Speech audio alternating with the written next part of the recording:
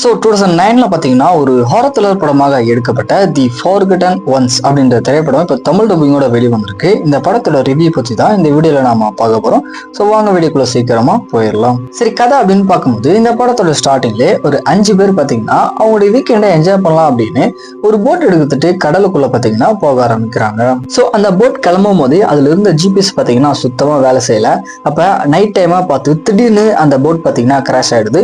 But இருந்தாலுமே அதுல இருந்து 5 பேருமே எப்படியோ தப்பிச்சு ஒரு தீவுக்கு வந்துடுறாங்க. சோ அங்கிருந்த வாக்கி டாக்கி மூலியமா நம்ம ஹீரோடைய ஃப்ரெண்டு கிட்ட ஹெல்ப் கேட்கும்போது அவனுமே சீக்கிரம் வரான் அப்படின்னு சொல்றான். ஆனா மறுநாள் காலையில நம்ம ஹீரோடைய பாய் ஃப்ரெண்டை பாத்தீங்கன்னா திடீர்னு காணும். சோ இவங்க 4 பேருமே அவனை தேடி காட்டுக்குள்ள போகும்போது நடக்கூடிய சம்பவங்கள்லாம் என்ன, உண்மையிலேயே அந்த இடத்துல என்னதான் இருக்கு, கடைசியா யார் அதுல இருந்து தப்பிச்சு வெளியே வந்தாங்க அப்படின்றத இந்த படத்தோட ஸ்டோரியா இருக்கு. சிம்பிளா சொல்லணும் அப்படின்னா இந்த படத்துல இருக்கக்கூடிய அந்த பெட் சீக்வன்ஸ் எல்லாமே ஓரளவுக்கு வித்தியாசமே காமிச்சிருக்காங்க. தென் அந்த கிரீச்சருடைய டிசைனிங் ஒர்க் எல்லாமே பாத்தீங்கன்னா ஓரளவுக்கு நீட்டா இருந்துச்சு. ஸ்கிரீன் பிளே அப்படின்னு பாத்தீங்கன்னா அந்த அளவுக்கு இன்ட்ரெஸ்டிங்கா இருக்காது, ஒரு ஃபிளாட்டான ஸ்கிரீன் பிளே தான்.